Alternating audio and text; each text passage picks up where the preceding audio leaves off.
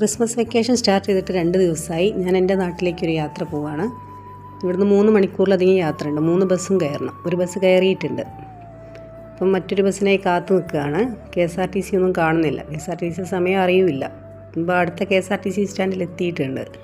KSRTC സ്റ്റാൻഡിലാകുമ്പോൾ full അവിടെ ബസ്സുകൾ എന്തായാലും ഉണ്ടായിരിക്കും. നാനാ ദിശയിലേക്കുള്ള ബസ്സുകളും അവിടെ ഉണ്ട്. ഉച്ചയ്ക്കുള്ള തിരക്കാണ്. സ്റ്റാൻഡിലും ഹോട്ടലിലൊക്കെ ഉച്ചയോടനുബന്ധിച്ചുള്ള തിരക്കാണ്. ബസ് കയറി ഞങ്ങൾ യാത്ര തുടങ്ങിയിട്ടുണ്ട്.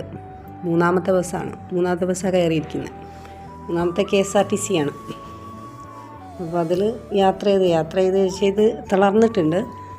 ഉച്ച സമയമാണ്, നല്ല വെയിലുമുണ്ട്. അപ്പോൾ നാട്ടിലെത്തി തുടങ്ങിയിട്ടുണ്ട്.